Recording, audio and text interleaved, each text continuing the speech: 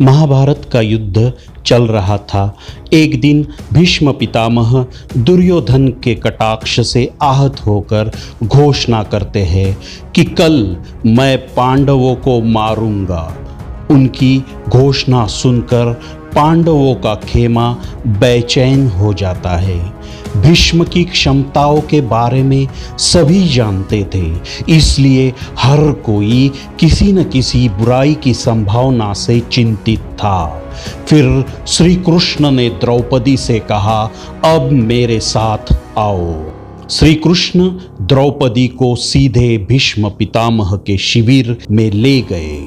छावनी के बाहर खड़े होकर उन्होंने द्रौपदी से कहा कि अंदर जाओ और दादाजी को प्रणाम करो। जब द्रौपदी अंदर गई और भीष्म को प्रणाम किया तो उन्होंने उन्हें अखंड सौभाग्यवती भव का आशीर्वाद दिया।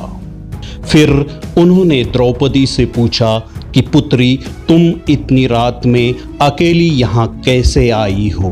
क्या तुमको श्री कृष्ण यहाँ लेकर आए हैं? तब द्रौपदी ने कहा कि हाँ, और वे कक्ष के बाहर खड़े हैं। तब भीष्म भी कक्ष के बाहर आ गए और दोनों ने एक दूसरे से प्रणाम किया।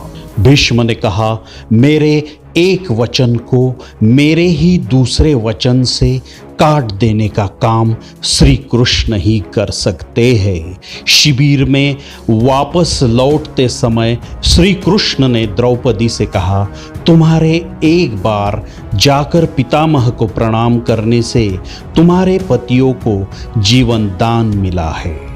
अगर तुम प्रतिदिन भीष्म, धृतराष्ट्र, द्रोणाचार्य आदि को प्रणाम करती होती और दुर्योधन, दुशासन आदि की पत्नियां भी पांडवों को प्रणाम करती होती तो शायद इस युद्ध की नौबत ही न आती।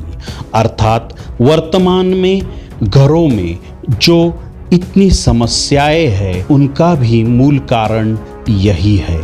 जाने अनजाने अक्सर घर के बड़ों की उपेक्षा हो जाती है।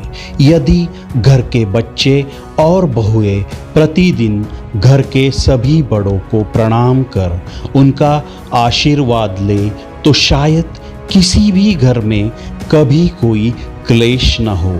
बड़ों के दिए आशीर्वाद बच्चों के लिए कवच की तरह काम करते हैं। उनको कोई अस्त्र शस्त्र नहीं भेज सकता। सभी इस संस्कृति को सुनिश्चित कर नियमबद्ध करें तो घर स्वर्ग बन जाए, क्योंकि प्रणाम प्रेम है, प्रणाम अनुशासन है, प्रणाम शीतलता है, प्रणाम आदर सिखाता है, प्रणाम से सुविचार आते हैं, प्रणाम झुकना सिखाता है, प्रणाम क्रोध मिटाता है, प्रणाम आंसू धो देता है, प्रणाम अहंकार मिटाता है। प्रणाम हमारी संस्कृति है। धन्यवाद।